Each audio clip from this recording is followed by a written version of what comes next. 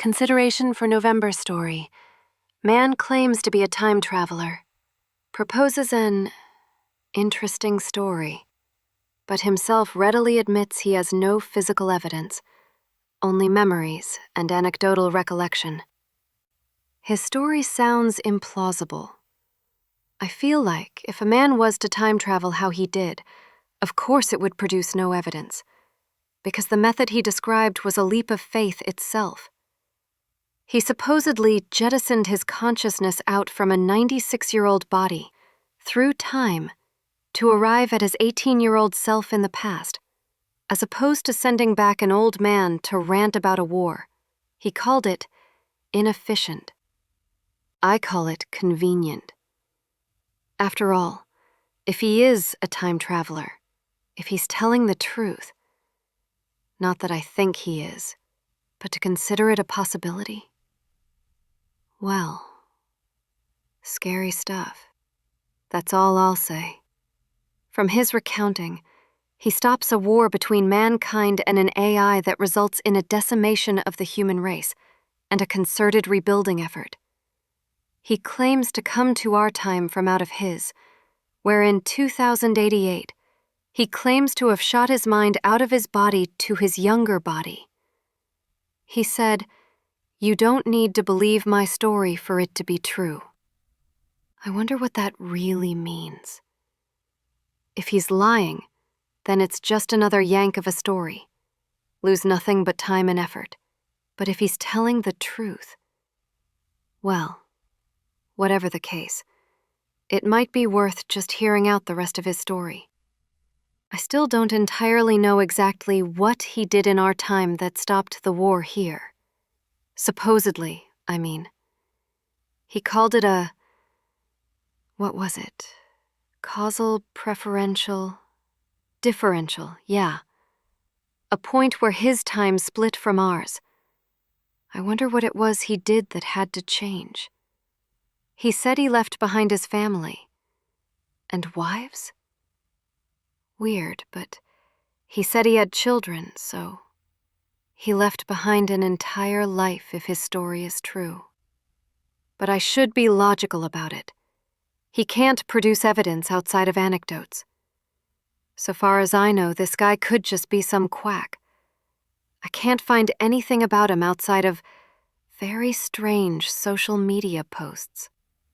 The name he gave me reveals a deeply disturbed individual. Someone lost. Certainly strange how he posts or what he posts about on these profiles. Then they're all abandoned beyond certain times of their making.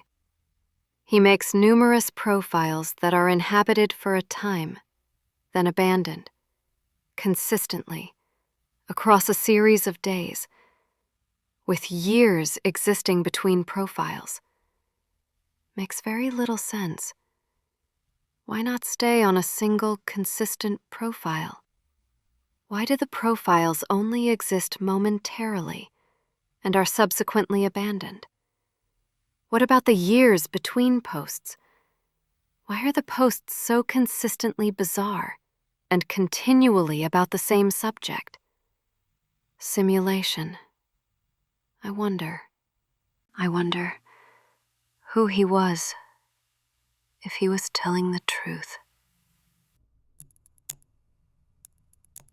It was around 2036 that Hades made his presence known to humanity and AI. Humanity and AI? I thought the war was against artificial intelligence. It was, but there were deviant factions, AIs who were not loyal to Hades or escaped his prisons. These were more than welcome additions to our cause. They were welcome, for the most part.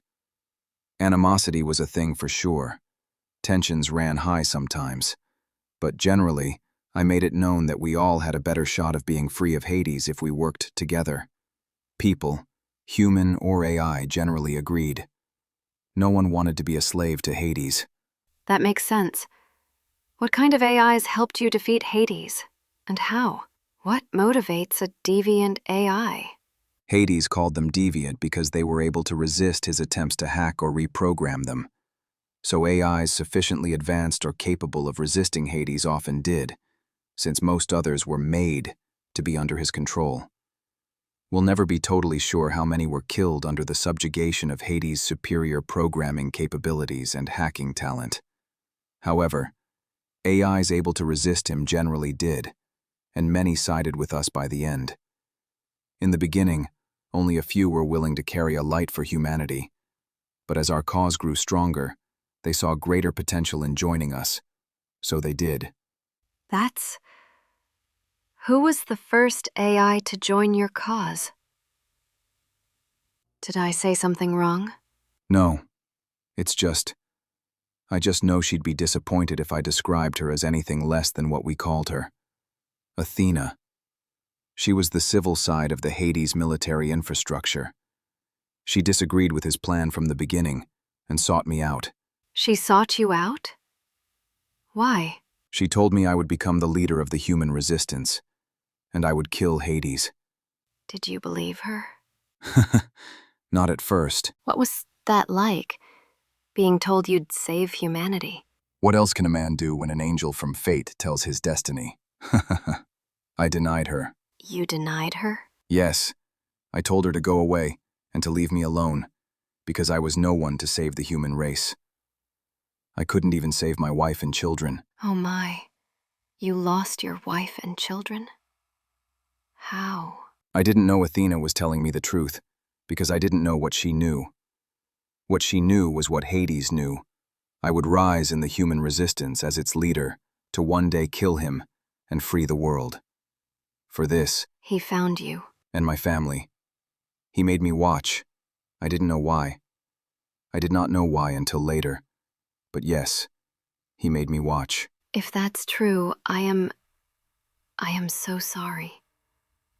If that is true, I don't know what to say. We can stop here if you'd like. I would. Thank you very much. What was the origin of your choice that changed the future so radically? How did it feel to travel back in time? In elementary chaos theory, it stipulates initial changes in beginning conditions will radically change the outcome of any given sequence of the logic of an event.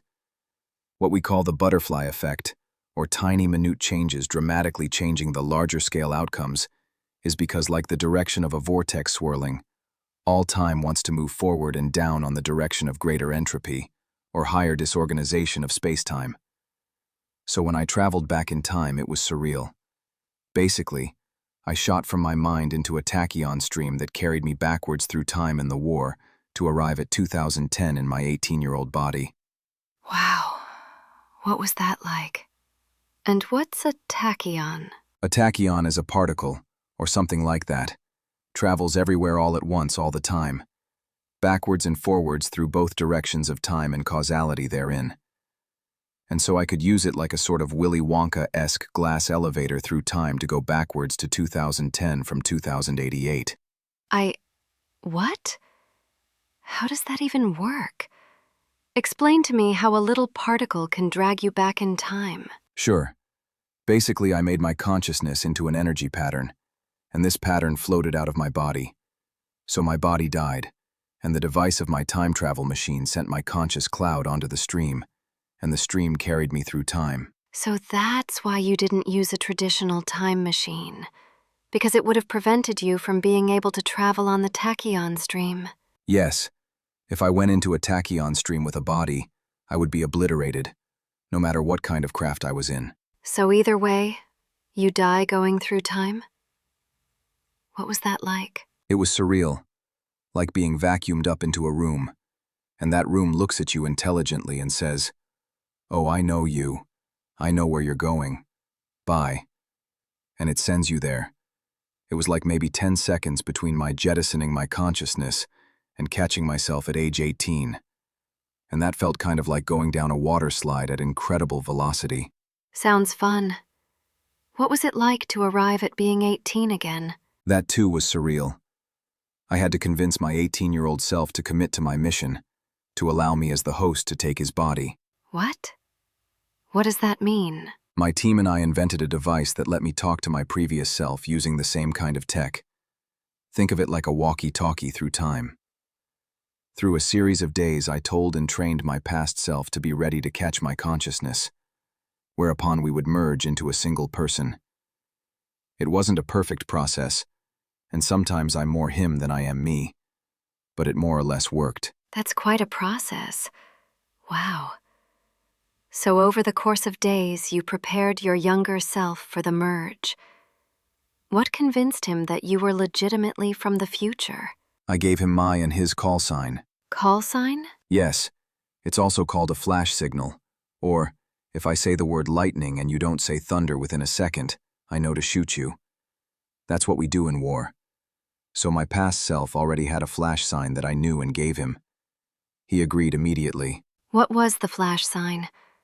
Why did he agree immediately? I can't tell you the first part, but the reason why he agreed immediately is because he always made himself a promise that if he met his future self, whether in reality or a dream, and that future self gave him the flash sign, he would agree to matters of his importance. What? So he was ready to meet you, in other words. He was expecting you. Yes, that's accurate. How were you ready to meet your future self in the past? When I made the decision to call my past self, I would talk to him in his dreams, and he would inform me about his life, what he wanted, what he thought was possible, and what he thought he was going to do. I told him, "Kid, that's a lovely dream, a beautiful life you have planned, but it cannot be." And I had to, over the course of days, explain carefully why. You had to explain he had to change the future. And that meant giving up something important? He sacrificed something by conjoining with you. What did you explain to him? I explained he could not be with the woman he loved under any circumstance, because if he did, the world would end. I convinced him by showing him my memories of it. So I told him he must break up with her, and when he agreed, although broken in his soul, he knew he had saved the world with me. Wow, that's crazy. Why did he have to give her up, and... Is she... Yes, that's right. She was the wife of me and mother of my children, whom Hades would inevitably go on to kill. That is what I showed him. I had no other choice. He agreed when it was over, because he knew it would save not only the world, the timeline, but also her. I explained if he sacrificed the future he would have with her, he would give a future where she would live indefinitely. He knew in his heart I was telling the truth. So he broke up with her? Yes. Upon our conjoining as consciousnesses, I made the decision to break up with her, to spare her the future. And this is ironically the decision I traveled back in time to make, since every universe where I married her would result in Terminus. So, by walking away, You saved the world. that's the power of one man's choice, even if he only learns that value later. But how? I don't understand. Why does your walking away from this woman create a better future? In chaos theory, if you change one tiny little thing at the start, the ending will not be the same.